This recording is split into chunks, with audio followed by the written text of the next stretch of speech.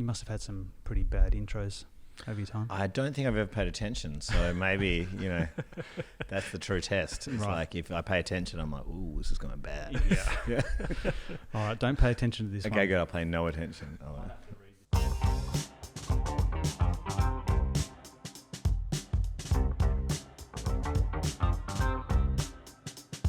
right, we've got an absolute titan of the music industry here with us, which is an absolute coup for fanboy Sam over here. I'm going to have to do a bit of reading here, sorry.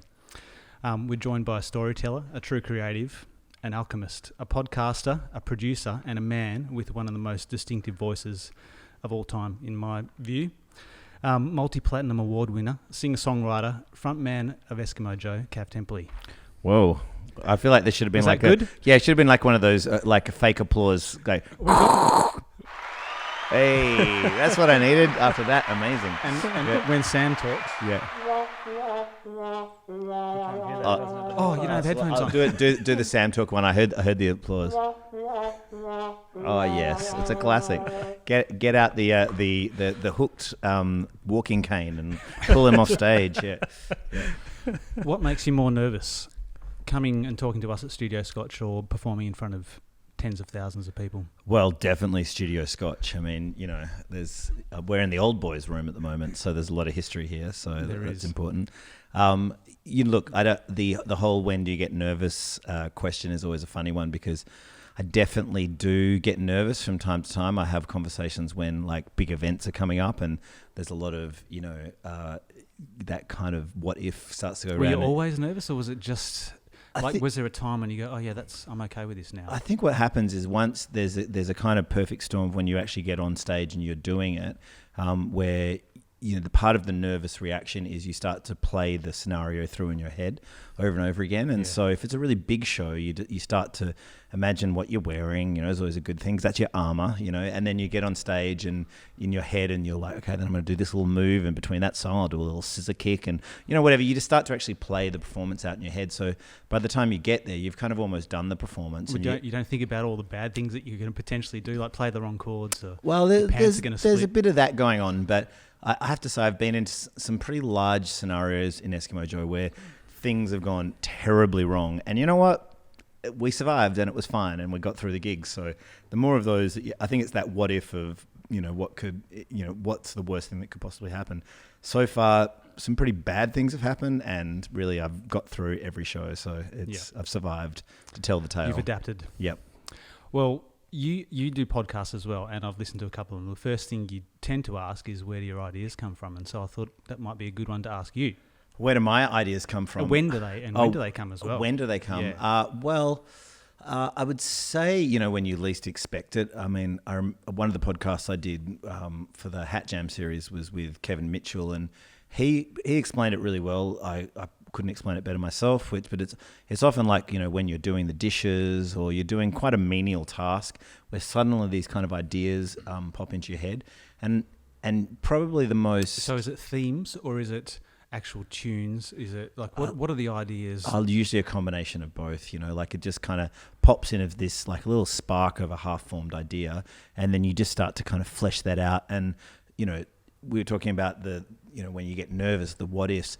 The exact same thing happens in the positive, where you start to go, what if we do this? Or what if that happens? And then, before you know it, you've built up this grandiose idea of what you could do with this tiny little, kernel of an idea, and you're kind of on your way. And, some of those ideas make it to the grandiose stage, and some of them, just stay a little kernel. But I think there's that moment between when you've just got an idea and the what ifs of it could become is kind of the most exciting point. Can I ask, in terms of when those ideas come, now that you've made so much great music and you've worked with symphony orchestras and big producers and all that kind of stuff, when that idea pops into your head, do you now that you've got all this understanding of all these broader things of working with orchestras and that kind of thing, does that idea then that pops in, can it be more broader in its realization in your mind, if that makes sense? Yeah, because Yeah. Absolutely. I think it happens in increments. Like, you could use the old, like,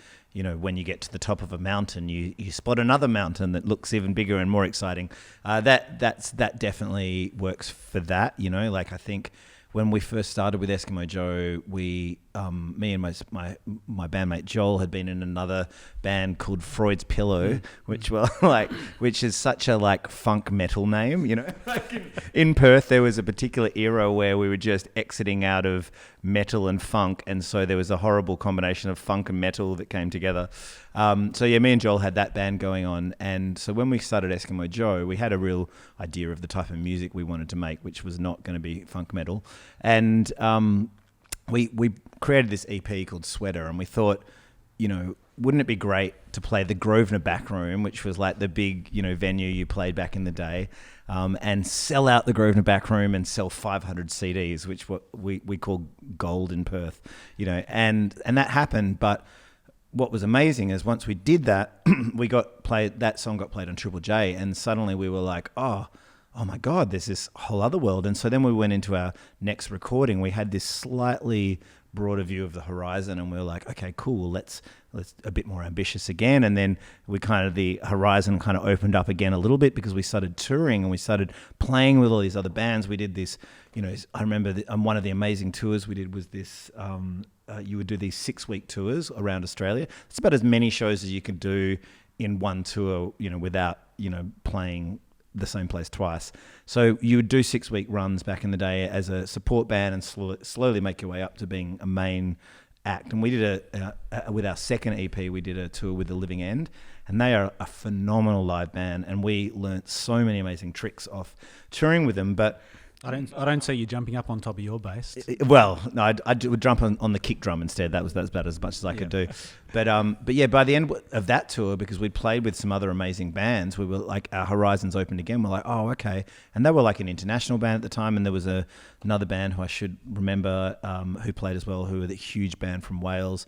But we just were exposed to bigger audiences and bigger shows, and started playing festivals. And again, slowly these horizons open up. And so if you kind of fast forward to an album like Black Fingernails, Red Wine, we'd kind of hit this point where we knew our craft quite well. We could write songs to the best of our abilities, but then we also had this we wanted to do something quite, widescreen. We'd got to the point where we were like, okay, we have an idea of world domination now. And it wasn't, we didn't wake up in the morning on our very first Eskimo Joe jam and go, world domination. We kind of came at it in these small increments. So by the time we got to Black Fingernails, we were like, we felt quite capable and aware of what we were trying to achieve. Yeah, one of the questions I had here, 'cause I was really interested to hear what you had to say to this, because it seemed to me when you released Girl, Girl had a lot of quite more playful sort of songs, and then A Song Is a City, that there was some it was like a leveling up of songwriting that blew me away. Like when I heard those songs come out, I remember listening to Super Unknown, Soundgarden. I remember getting that CD, and this was the same. A Song Is a City. It was like something they've gone to a whole nother level of songwriting here. There was a moment there, because you're talking about these incremental changes, but was there a conscious decision to go, okay, we're really gonna take this on? It was just that you were just getting good feedback, I think, incrementally. A combination of the two, because again, that you get to the top of that mountain, you see what's achievable now that you've got this new skill base. Going into an album going into a studio like to make a proper record is a huge experience, and I'm so thankful that we've had that in our band. Like, we got to go into these really iconic studios like Sing Sing Studio in Melbourne, and and work with like really amazing producers. And so by the time we'd done our first album, like, that is such, like, every time I've made lots of records now, and it's like giving birth. You like instantly forget how hard the labor was, because you get to the end of the thing, you're like, as you're 3/4 of the way through, you're like, this is so much work. Why have I decided? Why did I say yes to doing this? And then you get to the end of it, you're like, brilliant, that's amazing. Let's do it again, And so when we did Girl, we sharpened up so many of our whatever analogy you want to use, our spears for skewering good songs. But no, we'd sharpened our teeth so much that we we were like ready to kind of take on the world. We did a lot of touring again, and we progressed from Girl to As Long as the City. We progressed from being the support band to the headlining band for the first time. So, you know, with those responsibilities, we had to pick up our skills again. So by the time I got to, you know, writing the songs for As Long as the City, you know, it was an age thing. I was 24. So, you know, I think there's something magical that happens to writers at the age of 24. A lot of amazing records have been written. Did you know it was good after you'd made it? Yeah, I felt like I'd achieved, like from what I'd thought, like from that kernel of There's some really idea. timeless songs on that record, and I think that do you listen to like one of those and just go, oh man, that's going to stand the test of time? I think at the time, yes, we were so proud of what we'd achieved because, like, you know, from what we heard in our minds to putting it onto a record, we were like, yes, we've done it. We've completed the idea to the best of our abilities, and we were totally satisfied with everything from the artwork to the mix to the writing. We were like super, super into it. But when you make a record, you don't really go back and listen to it again. You just start playing those songs live, and then you start getting like a reaction from the audience. You're like, oh, that's working. Let's write songs like that, you know? And it actually wasn't until like kind of COVID times, I guess, that I started to actually go back and listen to those records again, because we re-released them all on vinyl, and I'm a huge vinyl lover. Like, I'm trying to collect all my favorite songs on vinyl. I feel like in this digital age, it's the last, you know, if the world disappears and Skylab goes down, you know, like we'll still have vinyl at least and be like, ooh. Except my vinyl player connects via Bluetooth, so I'm stuck. Well, there you go. You're in trouble, you know. Yeah. Well, how do you break down what is good about the song that you can go, oh, this song really worked? How do you break that down? I think it's got like, as you develop your craft as a songwriter, you know, you get more and more tricks and little chord progressions. Those things are mainly irrelevant, though they're a good thing to have in your bag of tricks. If you get an emotional response out of it yourself, like, you know, you get those goosebumps when you play in a room, or you feel that emotional connection when you play it to someone else, you're like, you know, you're onto the right thing. And so a song like From the Sea was really one of those songs where I remember from writing it to playing it to the guys for the first time to still now, we still play that every single time we do a gig, and it's the song we close our shows with, and we still get that emotional response. You know, there's just something, it doesn't even matter what it's about. It's just like, there's just something there. I just find there's so many parts to it that are distinct as well, and so you can see that everyone's collaborated really well. When did Stu jump into the picture? Well, me and Stu he moved next door to me when I was about 5 years old. And we bonded over a love of He-Man and Masters of the Universe. We had like one Christmas that was amazing. Like, I got like a bunch of He-Man and like castles and stuff, and he got the same but different. Skeletor. Yeah, and we just like, he got like Wolf Mountain or whatever it was called. So we played and we had a really good time. And then we became best friends. You know, went on family holidays together and all kinds of things. And then he was kind of vaguely into music, and I started the band with Joel, and then I kind of was not really into the music we were writing. I was happy doing it. It had got to a point where it was sounding, we were doing gigs and making records and stuff, but I didn't really want to write that kind of music. So I went to Stu, and me and Stu both loved the Pixies and a bunch of other different bands, and the Beatles, of course. And so we started writing songs that were just for us. Like, it wasn't going to, like, we liked what we were doing, but it wasn't going to be like, we weren't trying to write for anyone. And those songs grew into the first bunch of Eskimo Joe songs that we did, and they were kind of fun and irreverent and, you know, poppy, but kind of jokey, I guess, because we were like 18, 19 years old. And then Joel made the fatal mistake of going, I'd love to be in a band with you where you tell everyone what to do. And ironically, Joel's the one who tells everyone what to do in our band. So what he was actually saying to me was like, we should start a band where I tell everyone what to do. But no, true to his form, Joel was really believed in me as a songwriter, and Joel's skill set is as a producer.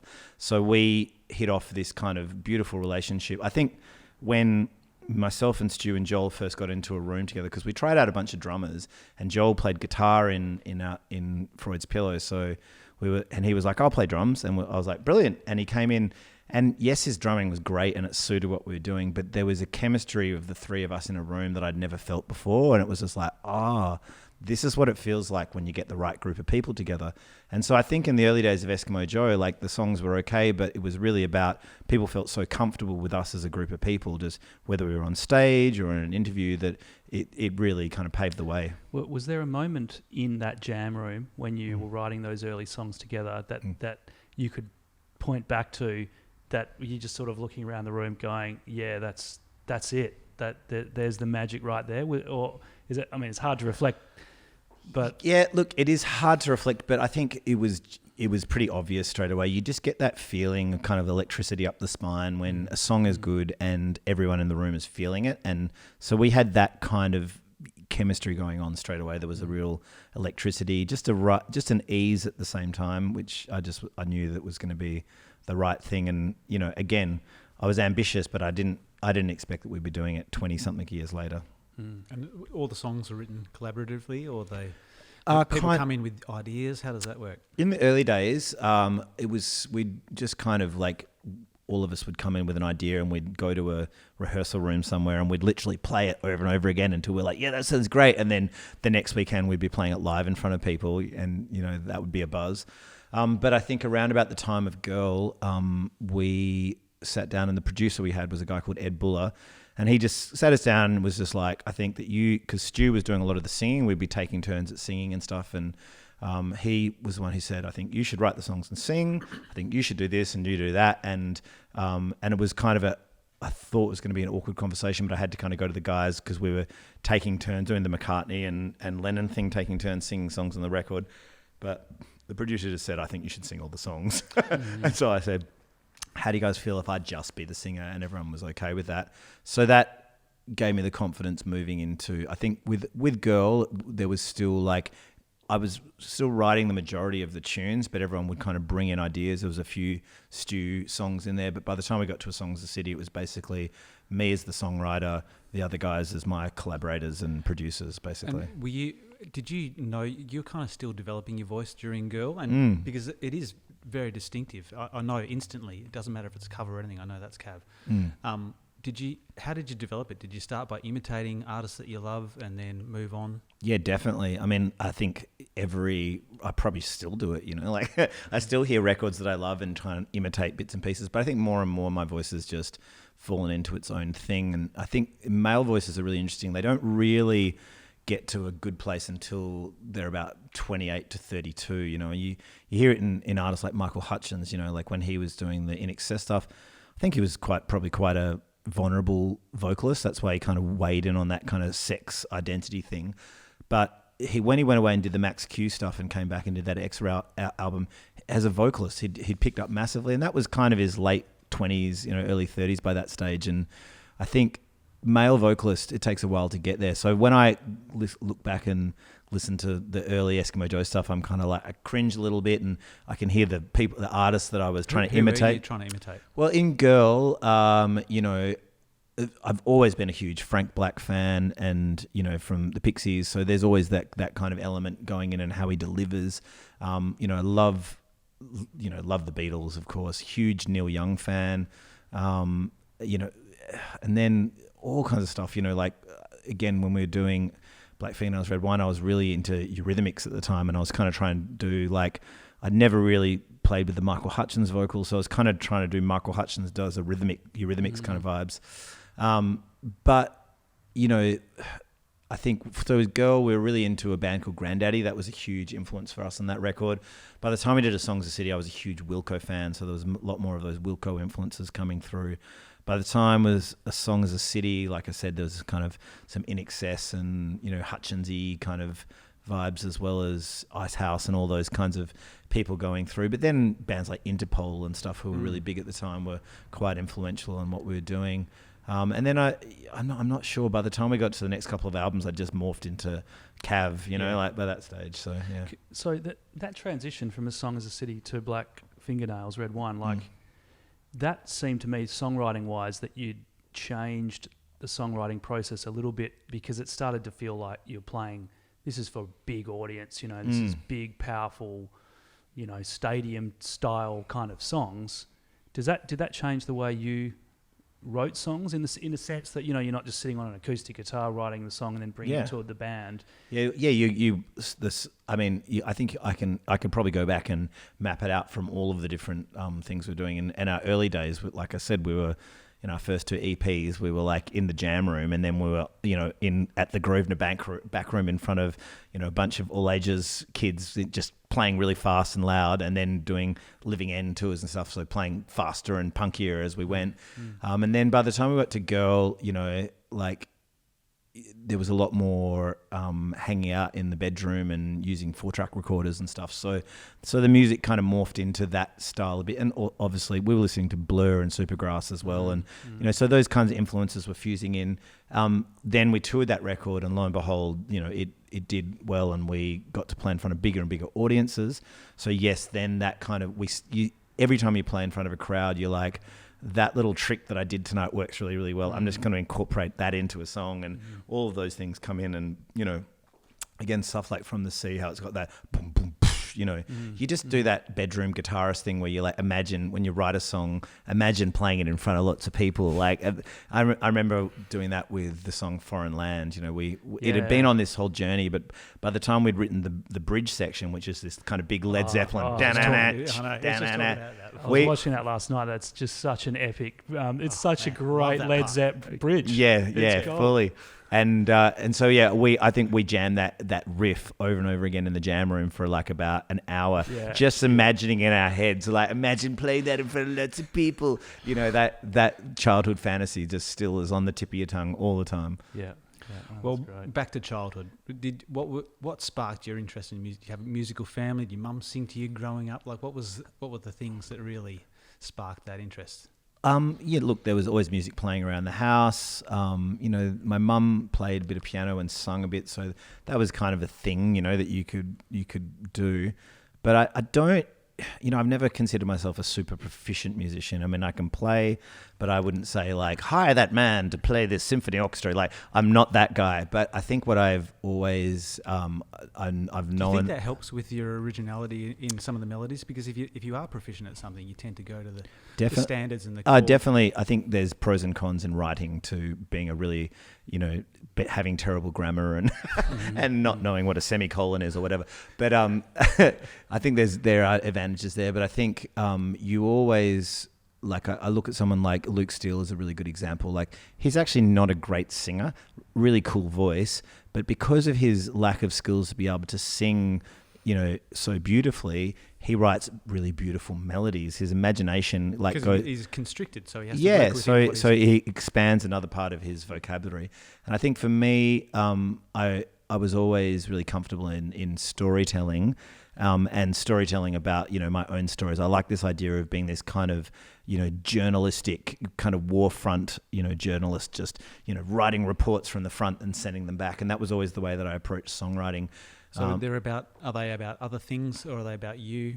Well, I think I liked, in the early days, I liked the idea of writing real stories, but just disguising them with just enough, you know, analogies and metaphors that whoever the guilty party was wouldn't know what I was writing about. And the fact that would become so public, like I would get a buzz out of that. But then I quickly realized that, you know, once you write these songs and you put them out into the world, it's like they're not your stories anymore. You've actually created just this mirror for other people to get their stories. It's the beauty of making it a little bit. You don't quite know what you're talking about, and so everyone can have a little bit of an impact to that story. So back to your question of like, when, you know, where do my musical stylings come from? I think my love or want to always be a storyteller was a driving force. But as a child, I would make up the most elaborate lies, and they weren't just like, oh yeah, I just I won that competition. It's always just like, oh, did you? And then this happened, and then it would be like this fantastical story to the point where like sometimes they'd believe me, and then at a certain point they were like, no. Maybe when I lost my cuteness of being a really small child, they were just like, that is just an all-out lie. And so those lies, which were always slightly based on the truth, but were just these elaborations on these things that had gone on for me, they evolved into my songwriting. And when I wrote the song Liar, I played it to my brother, who's 7 years older, and he stifled a laugh straight away. He went, because, he was like, oh, you're writing this about yourself. But luckily I left my life of crime behind when I was about 8 years old and moved on. So moved on to school, and were there teachers that kind of fostered and encouraged your music? Did you have musical talent back then? A little bit, yeah. I mean, like I played bits and pieces, but it wasn't really until my teenage years that I really discovered, my own ability and drive to do it myself. But I think probably one of the most important moments for me musically, like I'd gone from playing violin badly for many years to playing bass, because I thought, well, the bass has got 4 strings, it must be just like a violin. They're completely different instruments. And so I got a bass, and I saved up my own money and bought this bass that looked like Sid Vicious's bass. And then I sat in my room and I learnt the bass line intro to Sweet Child of Mine, the do, do, do, do, do, do. And I totally worked that out myself. And I was so impressed that I could do this that it just, drove me on to do it. And so I was hanging out with my friends. This is Fremantle in the late 80s, early 90s, and everyone were pretty much bogans. And every band needs a bass player. Well, we had a kind of decide. It was the beginning of the Black Album by Metallica had just come out. It was all about metal. Anyway, I left Australia on a 2-month holiday and ended up going to this school in England for about the next year or so of my life. And at that school, they had a music room, and it was just an amazing alternative boarding school where between maths lessons I could run off and I could just jam on the bass. And they had a music festival there once a year, so all these instruments had been donated to the school, and there was an amazing white Fender jazz bass, and I was into Sting, and that was what the bass player in Sting's band used. So it was great, and I kind of got out of my metal trappings and got into all of these other kind of much more world music influences, and dance music was breaking in the rave scene had just started in the UK. So I came back to Australia, which was still Fremantle in the early 90s, which was still in this little bubble that I'd left it exactly the same, but I was now dressed as a raver, and I'd gotten back into Sting and stuff like that. And so all my metal friends and me all kind of went separate ways, but I'd developed skills. I'd actually kind of broken through that initial wall. I think learning an instrument is like being a long distance runner. You kind of get to a point where if you've just started an instrument where it's really hard and you don't think you can go on, and then you break through, and then suddenly you've got this whole other, it's a mental game. Yep. So there must have been an explosion of writing and creating when you got back. Yeah, well, I was about 14 going on 15 at that time. So I got back and really started to write my own songs properly for the first time. And then not long after that, about a year after that, was when I met Joel and started a band with Joel and another chap called Simon Leach, who went off to do Little Birdie. And so 16 onwards, I was hooked and I was in. And I was doing theatre at John Curtin, but I quickly, stopped turning up to my theatre classes just so I could, play music, basically. Did you share that with Kevin from that love of theatre? Well, from Kevin from Jebediah. I think he's a much better actor than I am, for sure. In fact, it's embarrassing when I act. I should have never tried to do acting, but Kevin's a really good actor and also loves Cats, the musical. So if you just hype him up, he will break into full on song and dance, of any scene out of Cats. He knows it all. I've heard that latest release of Cats is meant to be absolutely awful. Rotten Tomatoes gave it sort of 1% or something. They just buried it, man. It came out and then it's just no one even talked about it ever. There's been a lot of really awesome artists that come out of Perth. What do you think it is that kind of drives that? Is it a necessity to just kind of break out of this small little town, or? Yeah, I think isolation breeds creativity, really. The part of me is, again, my disclaimer is I am from Fremantle, so I am a massive hippie as well. But there is definitely a connection to land there. There's something about, the ocean and the river meeting the ocean. I think there's something potent about that, because the amount of creatives that come out of Fremantle, from your Tim Wintons and Joan Londons and Craig Silvies, to your John Butler trios and San Cisco's and Tame Impalas and Eskimo Joe or whatever. There's that is a really small bit of real estate to create so much amazing art. That I think that it has to be a combination of being so isolated, being this, beautiful little melting pot of market gardening, hardworking families with the hippie aesthetic that came in the 70s. Yeah, and that combined with some kind of mysterious juju that comes off the land, I think it's definitely there's definitely something in the water there. Can I ask?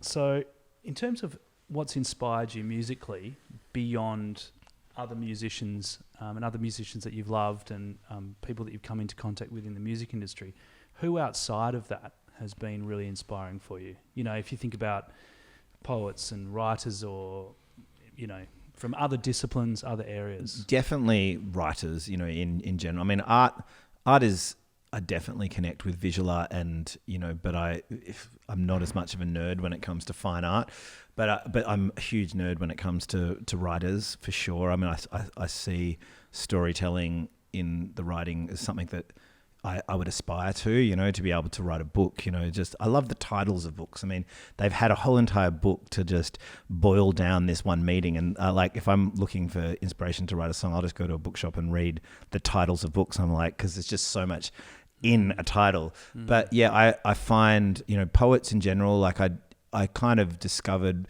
poetry properly when I was writing A Song As a City, and I was writing these like basically really short stories, really is what they were. I would go to Gino's in Fremantle every day and I would sit down and I would fill one page. I had this discipline where I'd set the timer for like 10 minutes and get my coffee, and I'd have to fill the page. And if I got to the end of the page, I would have to go back to the start of the page and read it until the timer went off, and just basically do a power edit on it. And what came out of this was all these really short stories, which turned into the songs on A Song As a City. That's why you can kind of hear progression in the thing, because there's a bit more, thought put into it. But I went I would go to the bookshops and I would just leaf through, books, and I first discovered Charles Buckowski at that point in time, and I read what he was doing, and it was essentially exactly what I was doing, with these A Song As a City songs, whereas you read his poetry and it's like accessible enough, but it's still art and, amazing. And he's writing these really short stories in these poems, basically. And it allowed me to kind of call myself like an artist for the first time. I was like, oh, I'm not just some dude writing a song. I'm an artist. I'm writing. And so that kind of opened the floodgates for me to really get into poetry. And Leonard Cohen's one of my all-time favorite songwriters. And so I really got into buying a lot of his poetry, and that was a big influence. And so for a lot of years since, if I'm really having trouble with a song, as opposed to putting on music going on, what are they doing in this chorus, I'll often just flip through my Leonard Cohen poetry and I'll just go and read his construction and how he puts it together and just his turn of like expression, and I'll be like, okay, cool. All right, I think I've got an idea, and I'll go back and that'll drive it. But then on top of that, yeah, I devour books like nothing else, and probably nothing too challenging, but I do feel that reading keeps that internal monologue going all the time, and that's really all songwriting is tapping into that internal monologue. And do you ever get stuck? Like, do you think, I don't know what to write here? And I think some songs are harder to write than others. I think that, some songs are like a Teflon poo. They just like come out and you're just like, oh, that was easy. Did that even happen? Yeah, that didn't even happen. I don't even need to wipe after that. And it doesn't mean those songs are any better or worse. But some songs you have to go through every chord, every lyric, and then you have to review it 5 times. Then you'll do a reggae version and a metal version and a whatever version. Well, isn't it the initial idea is that the hardest thing? Cause I think the initial idea is the easiest part. Really? I think it's actually completing an idea is the hardest part. So every songwriter, that's the refinement side of the creative process. Deciding when to put that brush down, where you're like, I could probably keep drawing on this, but I'm just going to put the brush down, and this idea is now finished to the best of my abilities, and I'm going to complete that and put it out into the world, because so many songwriters and artists and musicians create, but really the only difference between the people who are, published authors or people who put out records are the people who put stuff out. Whether people like it or not, it doesn't make that person any less prolific or amazing in what they do. It's just you have to complete ideas and put them out. Otherwise, they're just ideas. They're not a tangible thing. Well, I think that a lot of creatives have these amazing broad ideas and then can't refine them and can't iterate on to get to the point where they're functional. So you're obviously a functional creative because you create works of art that have been successful. I'm going to go back to what I was saying before, which is every time I make a record, I just forget how much work is involved. It's just ridiculous. There's so much, and it's it's brain splitting stuff, but in saying that, you do get a kick out of it at the same time. But there has to be hard work involved. But like, and also back to what you were saying before, which is, you know, do you ever get stuck for ideas? It's not that you ever get stuck for ideas. You just kind of get lazy. Like, you just got to do the work, and that's really hard sometimes. Yeah, I wanted to ask you about I read somewhere recently, Nick Cave, you know, has this very hyper disciplined approach where he's got his office, you know. I don't even care if Nick Cave doesn't do that, but I base my life on Nick Cave doing that. I'm just like, well, Nick Cave goes to the office every day and he writes and, you know, he shuts the door and he just does it. I don't even care if he doesn't, but the fact that I think he does is amazing. Yeah. Well, I think he said he gets to have a break from his kids for 8 hours when he's but he genuinely has an office with a writing desk and a piano, and he's like, I just go in from 9 to 5. Yeah. And some days nothing comes at all, and I walk out the door, and then I come back in the next day from 9 to 5, and then something comes at 12 Well, p.m. you don't want to argue with Nick Cave. Well, No. but I just wondered. I'm sure that's not everyone's approach. Right? I've always been a similar disciplinarian. That's the wrong word. But I've always followed a similar discipline with that thing, which is whether it be a space in your house or you're lucky enough to have a studio space, like, just go in, you know, Monday to Friday, take the weekend off, great. If an idea comes on the weekend, fantastic. But I think it's something that I got into even more having children, because, you know, I had a jam room for a long time on the outside of my house, and, you know, I would basically go to work there every day. And if you work, you know, 5 days a week, you know, at the end of a year, you've got all of this content that you can then put out. And if that's what you make your money on, then you're doing your craft, you're doing your trade. But forget it if you think you're just going to walk into a room once in a while when lightning strikes and create art. It's like, yeah, you might get one song out of it, but that's not how the greats do it. They all just go to their workshop every day, and like Nick Cave says, sometimes you're like, this is terrible. This is the worst thing I've ever done. In fact, I'm going to get a job at McDonald's because it's all I'm qualified for. And some days you're like, I'm a genius. I know I wasn't going to say that out loud, but I'm actually a genius. And you just go through these kind of continuous cycles, and that can be brutal in itself. But as long as you keep, you know, doing it, we can have strategies too. Like in your podcast, you have the Hat Jam, right? Well, did you actually write any songs like that? Yeah, well, Hat Jam, the Hat Jam podcast came out of that whole of just trying to make it fun. You know, I'd done a song as a city, and that was me just with an acoustic guitar, you know, writing my Buckowski poems and writing chords over the top of them. That really worked. Got into Black Fingernails, Red Wine, which was kind of an extension of that. I still followed that same thing of trying to make a song work on an acoustic guitar, but it became this widescreen thing. So by the time I got to the album Inshallah, I was like, you know what? Like, and we toured Black Fingernails, Red Wine for 3 years or so. Like, that album just had legs. We just kept going and going. And I sat down to start writing the next record, and I was just like, bored. I'm bored. This is boring. I just need to do something else. So I invited my good friend Steve Parkin over, and I was like, I've got this idea. Basically, we're just going to write down a bunch of names of like bands that we love and our favorite songs. We're going to put them into a hat. We're going to shake the hat up. We're going to pull out one song at a time. One song's going to be a verse. One song's a chorus. And we did that for like a couple of weeks. And lo and behold, we came up with a bunch of songs, which ended up on the album Inshallah, which probably is the reason why Inshallah is quite a eclectic sounding record. You know, like it's much more all over the place. But I still love some of those songs. But yeah, we wrote a bunch of songs in that process, and then by the end of that, I'd kind of like, well, that's, you know, I can't keep writing songs like that. That's not how it works. But yes, I evolved that into a podcast series called Hat Jam. So if you're listening, go check it out. Available on all good streaming services. Yeah, whatever it is. Speaking of songwriting, we're going to get you to come in to teach some of our boys how to write some songs. Yes. Have you done that a bit in the past? Yeah, look, I love it. It's an extension of being in the jam room with someone who might not be as accomplished a songwriter. It's like helping draw out those storylines and then giving them a structure to put those storylines into, and then most importantly, giving people deadlines. And I think that's, you know, what we were talking about before of like the difference between a song that sits in the, you know, the top drawer of your desk half finished to a song that's been put out is just setting the deadline, you know, and you might get to that deadline and go, okay, now I need to set another deadline. But that's essentially what I'll do with your guys when I come in, because they're all probably really capable, creative guys, but really it's just about going, great, how do we complete a song in a day? And you've done this with established artists as well as well, and amateurs? And it's a combination from what I do in the studio to what you encounter in the real world. Like, so the reason why I do it is because it prepares people for, you know, if you are put in a real world scenario, writing a song for a pop star or someone who's not a pop star, anyone. But generally the way writing camps work is there's 4 people in a room and you've got your artist, you've got 2 writers, and you've got a producer. And the producer's going to sit there and press record and program some beats.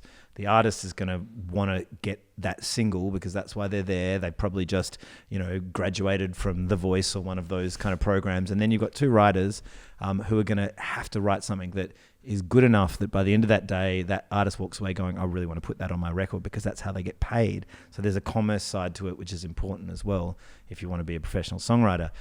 So really what I do with kids or adults or anyone who I work with, which is just basically put you in that scenario where we are going to work as hard as we can, and it might be easy, it might be a Teflon moment, or it might be we might have to, you know, go to a bookshop and look at some spines and get inspired to write some words or whatever. You know, we just need to complete the work. And they don't have to have any ideas beforehand. No, you can come from absolutely nothing. And I actually, the idea stems from what I would do at the coffee shop with my Buckowski Years. It sounds really romantic if I call them Buckowski Years. It's actually more my long mac and cheesecake years at you know, having coffee and Freo and writing. Is basically how we start is we set the timer for 10 minutes. We get everyone in the class writes, and when that timer goes, they're not allowed to go past the page. When that timer goes, we look at what everyone's got, get a couple of people in the class to read out some, you know, ideas of, you know, if they're brave. Always ask who's brave enough to do it first. And, you know, and then I'll kind of give a bit of feedback going, that's amazing. And, you know, and really teaching kids that first draft is not the song, because they then get together in a group and they edit that down together as a group. Everyone uses bits and pieces of their automatic writing is what I call it. And then that becomes the beginning of their song. So that's just the kernel of the idea. What I don't tell them is that I don't give... Don't tell them. A dang They're gonna watch this. What happens. I'm happy for them to prepare themselves and listen to this whole podcast, but I don't care if not a single word in that automatic writing session ends up in the final amazing song that they write. These are literally just the rungs of the ladder that will get you to the roof. It's just an idea. Baby steps. Yep. And so when you go into those, you know, writing scenarios, whether they be an established artist or a brand new artist, I have an idea up my sleeve always, and I call it like the sacrificial lamb, because that idea never ends up in the song. But if you're like, oh, I've got this idea, it goes, yesterday, all my troubles seem so far away. Anyway, I just wrote it yesterday. I don't know what you think. Anyway, that'll always be the beginning of an idea that ends us up somewhere over there. But yesterday, you know, is never in there because, you know, it's just that. It's the trigger. Yeah, exactly. It's just that first idea to start jamming on. Yeah. It can be some pretty personal things, I guess, people, right? Do you get into the psychoanalysis of... 100%. I mean, that's what songwriting is like there's so much trust involved if you're collaborating with people. Like, you have to go deep into whatever's going on in their world and your world, and you got to connect on that level. Otherwise, you're not going to get the good stuff. I think that is absolutely one of the biggest challenges for, you know, us as teachers in classrooms with kids is getting, especially with creative work, is how do we get them to feel like they can really be their authentic, true self in front of this room of 25 other students. That's just, you know, and obviously especially with someone like yourself, too. Yeah, just with each other and a teacher. I mean, obviously you're a rock star, right? You're coming in to do a session with them. It's a totally different ball game because you've got this kind of potency about the whole atmosphere that you're creating. But if we can bottle that, but in a mainstream classroom setting, if you know what I mean. Well, I think that as the teachers, and this would be the same for myself. I mean, obviously, I have the skill set up my up my sleeve to, if I walk into a room full of people and say we're going to write a song in a day, and if I see some people struggling, I'll be like, how about this chord? You know, like that's what I'm there for as the teacher. But in general, in those scenarios, I never want to insert myself into those songs, because really that all I'm doing is creating a structure and a situation for the group, the collaborative group to kind of get to that place together. With some good questioning too, you can get them to that place without and then step away and don't impose any of your stuff. Obviously, if they're like, we don't know what the chords are, and then they might sing me their melody. I'm like, well, you're playing those chords, but the chords for that melody are actually this, and then I'll leave that with them. So I'll give them little, little flagstones along the way that they can kind of follow, but really, they have to try and get there themselves, I think. So what are the kind of kids that do well in this? Is it the ones that are studying music all the way through, or is it more the cert kind of boys? I don't think any of those things are that relevant. It's more to do with the people who are just it's never a drama. It's just like, yeah, cool, man, I'll be the guitarist in this one. No worries, I'll be the singer. Yep, cool, we can use your lyrics. It's just like, it's like being a really good housemate. It's just like, if your turn to do the dishes, you just do the dishes. If you owe a few dollars on a bill, you just pay the extra $1. They're the ones who are really successful in these groups, because they just are adaptable. They're adaptable, and they also just make it easy. If everyone's make it easy for each other, and then recognizing and being positive, going, that's a great idea. Yeah, cool. Yeah, wicked. Let's do that. And if they end up being the star or the person at the back, like really, they're the people who succeed the most. They're the people who just are always enabling everybody else. Willing to say yes. I think that's just that's a principle true for classroom culture. When Sure. you're trying to teach anything. kids Talking anything, about adaptability, it's a concept we've talked about a fair bit, I think, and something we try and teach, but so relevant right now. It is like, what have you had to do in COVID? You can't tour. Exactly. And there's this.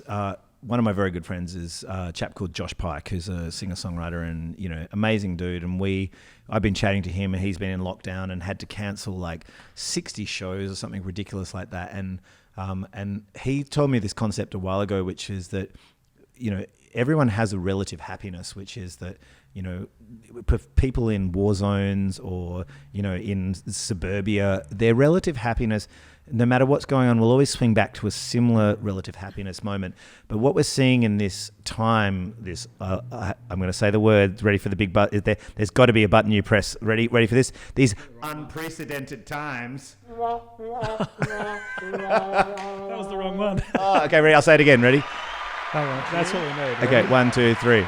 These unprecedented times. It's not the intro thing. There you go, nice. Clearly professionals. So what we're seeing in this moment in time that we're going through is that, yes, we can't actually go out on the road and clock on and clock off and do our, make money from playing shows as musicians, and that's pulled the rug out of the carpet, out of underneath us in a massive way in the music industry. Like, as creatives, we can kind of go in hibernation for a while, but you're talking about managers, guitar techs, all these people who've lost their entire livelihood because you can't play shows, you can't tour. There's people who tour professionally all year round, from musicians to whoever. So really what we've had to do in this time, if you want to keep making money and living this extraordinary life that we live, is you have to adapt. And some of the amount of balls I have in the air juggling in my creative world at the moment. I do the education thing, and there's the podcasting stuff. I've got a solo career, so I'm in the middle of doing another solo record. I've got Eskimo Joe. I produce people's albums. Are you writing a book as well? Oh, well, hopefully. Now I'm going to have to start writing a book. Yeah. I think I should. And then on top of that, you have to kind of work out, where the money's going to come from all these things. And so, for instance, myself and my wife ran an online songwriting workshop which we got a grant for, and we had kids in Tasmania and Melbourne and Sydney and Perth, and this was all in the middle of lockdown. Everyone was in lockdown, and once a week I'd send these lectures out, and then we'd get together on a Zoom call on a couple of different groups of kids, and at the end of it they all wrote these songs and they sent in their part as voice memos, and I put it all together, and you know what, like, I was like, I don't know if I'd do it again, but that was amazing, and yes, we made some of our living out of it and all the rest of it, but it gave me a buzz and it made me happy. And so my relative happiness, I think, is not just I don't think we just have a relative happiness. I think we have a relative happiness based on whether we keep evolving and adapting and we're ourselves, I think. And I think in these unprecedented times, that we've had to everyone's had to evolve and adapt, and for the people who have, they've probably kept some amount of relative happiness through this. So how are you being finding a it? creative, you've probably got the capacity to adapt far more than the average person, right?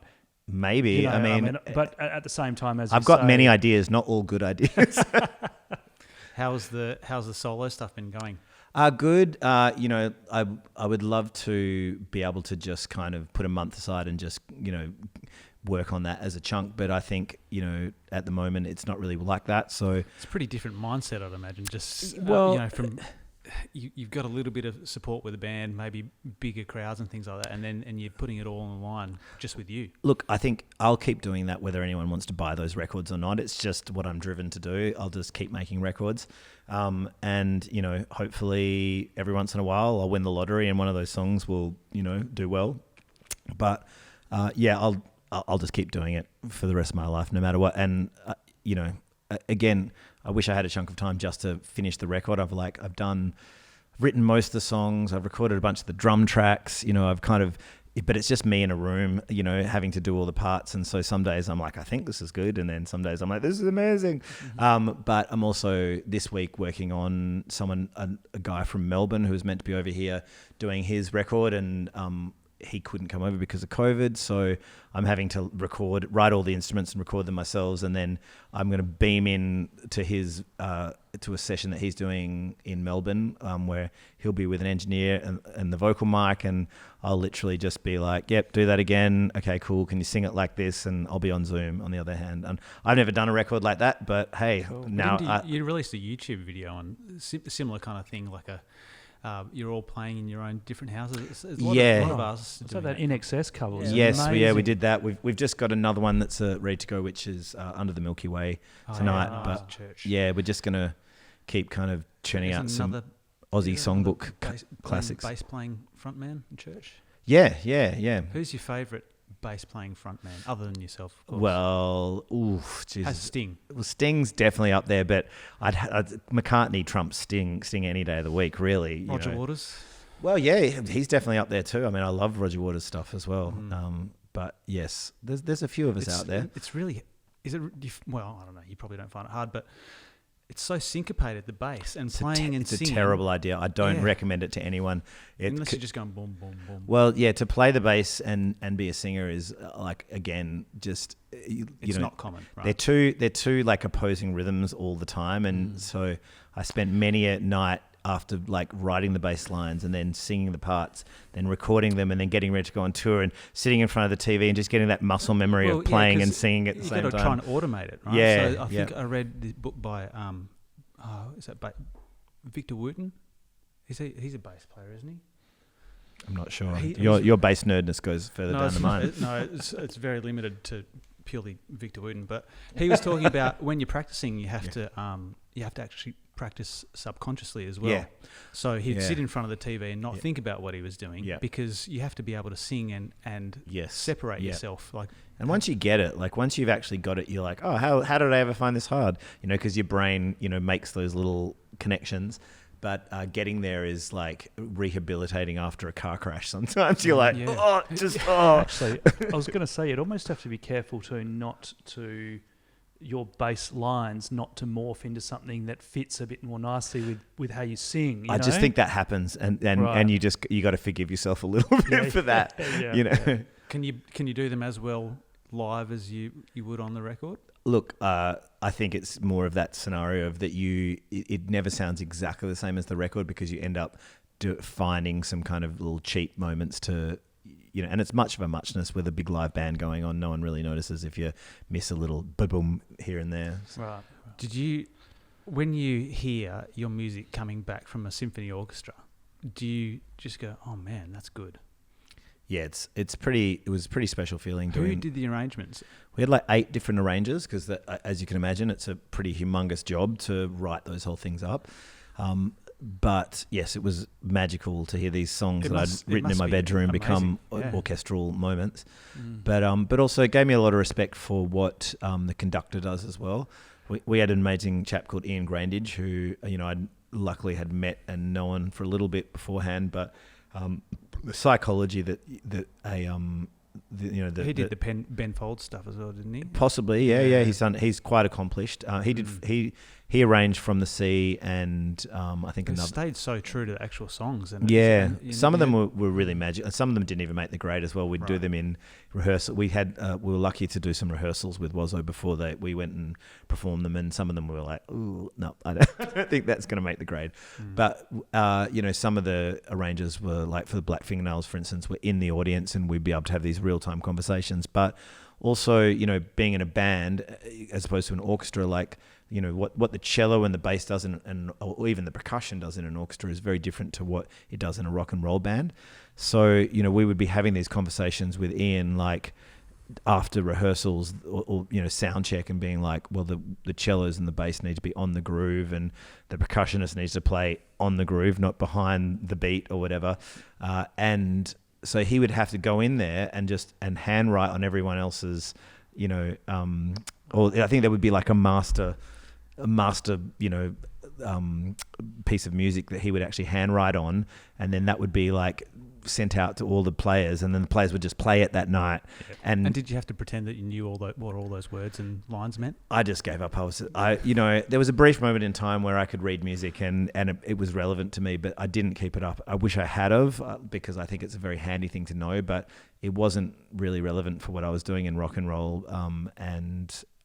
So when we did the orchestra, I felt like an ant amongst giants. Yeah. Would you go back and be a classical artist, or it's just not you? No, but there's a couple of moments in my life where I would have kept playing violin. I definitely would have. And what stopped you when you were? It was irrelevant. I didn't listen to any violin music, and when I started playing bass, I loved rock and roll. So I was just like, this makes sense to me. And I think that's for all of the romanticism that parents have about their kids playing different instruments, like, it's got to be engagement, right? Well, there's a certain point where it's unless they just want to be a technician, like just play the parts, and they get a real buzz of reading music, and that is a thing, and that is cool. It's not creative though. But it's not a creative way of playing, and if you are a creative player, then that's not going to make a lot of sense to you. Again, there should be a perfect blend between those two places. Do they recognise that by lying early, yeah, it's actually a pretty big sign of both intelligence and creativity. I tell people that all the time. Yeah. But did they know that? Yeah, he's a creative. There's nothing that we can do for him. But yeah. Look, I no disrespect to my mum. She was great and very encouraging of my music career. When I said I wanted to go off and become a professional musician, she didn't say, "What are you going to do for a real job?" She was just like, "Okay, you just need to work 100% at that." And I said, "Okay, it's a deal." But in saying that, I really think just family environment and parental support, and that's why kids do their homework. That's why kids achieve, who aren't just weird freaks, who achieve bigger and better things, is having a support network around you. And I don't think my mum was great at doing that. I don't ever remember doing my homework in my life, but I did study really hard at music, and I played. And when I discovered music and that was my thing, I never looked back, and I worked really, really hard at it. But there was a lot of other aspects around that could have been supported as well. And I think for any kids or parents, doing music, it's like, it just comes down to a support network. If you've got someone who keeps you accountable and sits down going, cool, what have you got to work on? And like, oh, okay, this is what I've got to work on. You'll do the work. And then later on in life, you'll look back and go, I'm so glad I did the work. Can I ask in terms of, in terms of your own kids and kids here who love their music and who may potentially want to become artists themselves, what advice would you have for, young musicians going into the industry, given how radically different it is now with Spotify and, just how transformed the industry is in the last sort of 10 to 15 years? Geez, I don't know how to answer that question. But I think that, if you really love it and you have to do it, then, by all means, get amongst it. But I do think one of the myths of, rock and roll or music in general, funnily enough, is that it's easy and that you just kind of like hang out with your mates and it just happens. I think one of the most essential things that you do, whether you're going to have a successful career in music or not, is be collaborative and do it with your friends, because it is a great pastime. But if you want to make it into a profession, then you treat it like a profession and you work really hard at it, because, I'm still discovering new things about everything that I do, or that I every week I look at it, I'm like, geez, okay, I need to work harder at this, to be better at that. There's never a point where you're not working really, really hard at your profession, like any profession in the world. And, maybe that gets taken into account if you're practicing to be in an orchestra, because you've got to do your hours and you've got to do your band practice and all those things. But if it's up to you and you're sitting in a room by yourself and you have to create like alchemy, you have to create gold out of nothing, then it's just really down to how hard are you willing to work. Because if you're willing to work really, really hard, you could have a career in it. Like you could have a career in anything, but you got to work hard. Is it also worth kind of, it's probably pretty worth having some savvy sort of business orientated mates as well who go, oh, you might be able to, again, because most musicians and artists don't have one guy in the band who knows how to do that. That's always a good idea. Yes. Are we quick fire questions? Yeah. We're at the end here, Kav. Amazing. Cool. So, thanks for having us, chaps. We so appreciate it. This is awesome. I can't wait to come in and talk to all of the dudes and get amongst some songwriting. We're just going to do it as well. All right, excellent. We don't care about students. We just get out of the way, kids. Oh, they couldn't make us mine. Oh, guys, I've got an idea for a song. All right. Well, this is taken from our last interview with an astrophysicist. I said, besides astronomy, how do you relax? But so besides astronomy, how do you relax? No, that was from the last interview. Apart from music, how do I relax? Look, I'm a huge music nerd, and it's generally around being a nerd. I love listening to podcasts. I do a lot of podcast listening. I love reading. I do a lot of reading.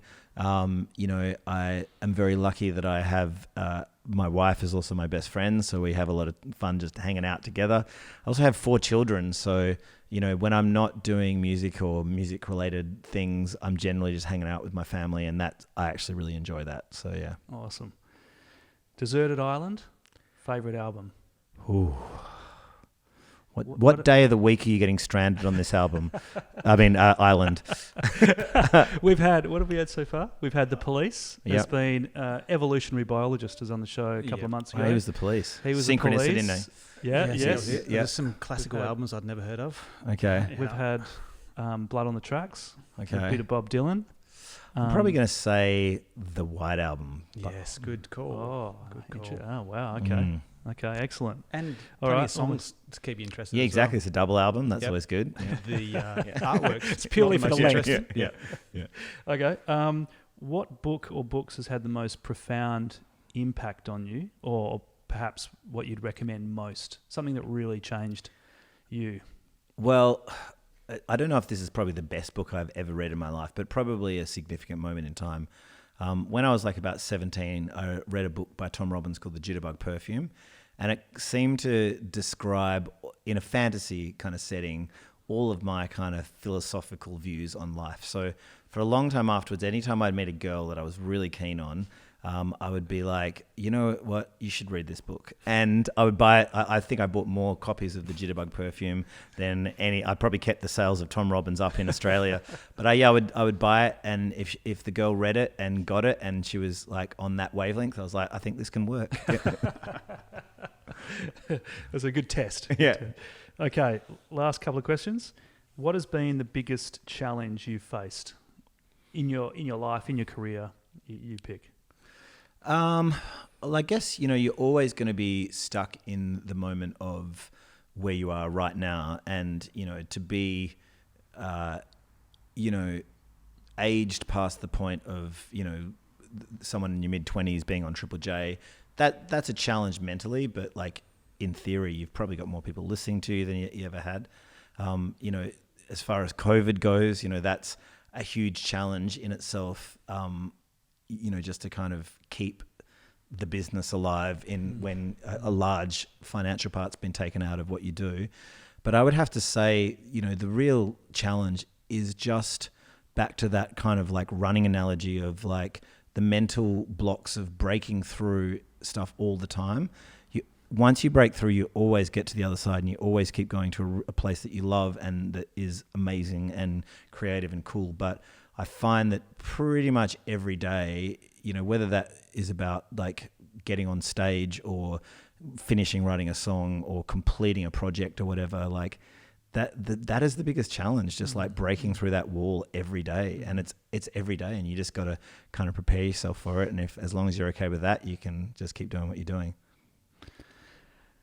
What habit have you formed in the last 5 years that has been most beneficial to you? Working in school hours. It sounds really unromantic, but like I go in at 9 o'clock in the morning and I finish at 3. And I've had to just adapt to that. Like I used to be able to just rock into the jam room at any hours. We're like, I've got an idea. But now I just have to do the Nick Cave thing where I just go in and I work. My kids are at school. I work in those hours. There's never enough hours in the day. But then I clock off and I go home and I be a dad. And, you know, some days I feel like I'm letting myself down by not working, you know, 12 hours a day every day. But then, you know, I have a relationship with my children, and I'm also still prolific enough to keep the bills paid and keep calling myself, you know, a musician. So I think that's been the best habit that I've gotten into, that, you know, it seemed unromantic at the time, but I'm really glad I did it. Awesome. Well, thanks for coming in. It's been awesome having you in here. You've made a big impact on us from your music, and I think you made a big impact on the rest of the world as well. So thanks a lot. Thank you so much for having us. Thanks, Cheers. Kav. Cheers.